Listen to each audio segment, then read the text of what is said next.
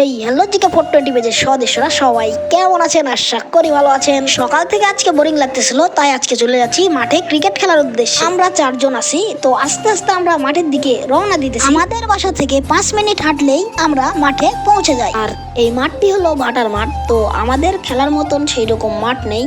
ভাটার মাঠ ফাঁকা হলেই আমরা খেলতে আসি। এখানে খেলতে যাওয়ার আগে সবাই বললো একটু পানি খেয়ে নিই। তো ভাটার মাঠে টিউবওয়েল আছে, সেখানে সবাই পানি খাচ্ছে। আর এখানে টিউবওয়েল থাকার কারণে ছেলেপেলেদের অনেক সুবিধা হয়েছে। ক্রিকেট খেলার পর সবাই এখানে পানি খাওয়ার জন্য চলে আসে। অবশেষে পানি খাওয়া শেষ করে আমরা সবাই এখন মাঠের দিকে রওনা দিতেছি। তো মাঠে এত পরিমাণ রোদ আর গরম তো বলার ভাষাই নেই। তারপরেও কোনো কিছু না মেনে আমরা খেলতে চলে আসলাম। আমাদের এলাকার ছেলেপেলেরা খেলাধুলা করতে অনেক ভালোবাসে, কিন্তু একটা মাঠ না থাকার ফলে কেউই খেলাধুলা করতে পারে না। আমাদের মাননীয় সংসদ সদস্যের কাছে আমার একটি আকুল আবেদন, এই যে আমাদের বড়বেলদাহ গ্রামে একটি স্থায়ী খেলার মাঠের ব্যবস্থা করে দেওয়া হোক, যাতে করে যুব সমাজ নেশার কবল থেকে বেরিয়ে আসতে পারে। তো আমার কথার সাথে কে কে একমত সবাই কমেন্ট বক্সে জানিয়ে যায়। তো একটু পর সব ছেলেপেলেরা একসাথে গুছে গেল মাঠে। তো সব ছেলেপেলেরা এখন খেলার জন্য মাঠে নেমে গেছে। আর এখানে যেগুলো ছেলেপেলেদের দেখতেছেন তারা হলো দুই এলাকার দুই দল। তো আমরা একটু পর পাড়ায় পাড়ায় ক্রিকেট খেলা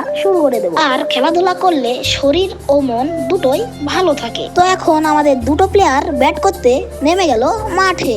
আর অবশেষে আমাদের খেলাধুলা শুরু হয়ে গেল। আর আমাদের দুটো ব্যাটসম্যান অনেক সুন্দরভাবে খেলা খেলতেছে। আর আমরা মাঠের বাইরে থেকে তাদেরকে উৎসাহ দিচ্ছি, যাতে তারা উৎসাহিত হয়। আর আরেকটি কথা আপনাদের বলি, যারা যারা আমাদের সাথে ক্রিকেট খেলতে চান তারা অবশ্যই আমাদের পেজে যোগাযোগ করবেন বা কমেন্ট বক্সে জানিয়ে দিবেন। আর ক্রিকেট প্রেমী ভাইদের আমার কমেন্ট বক্সে দেখতে চাই। তো খেলাধুলা শেষ করে এখন আমরা বাসার দিকে রওনা দিতেছি। তো এই ছিল আমাদের ভিডিওটি যদি ভালো লেগে থাকে তাহলে আমার ফেসবুক পেজে অবশ্যই ফলো দিয়ে যাবেন। ভিডিওটি দেখার জন্য সবাইকে অসংখ্য ধন্যবাদ।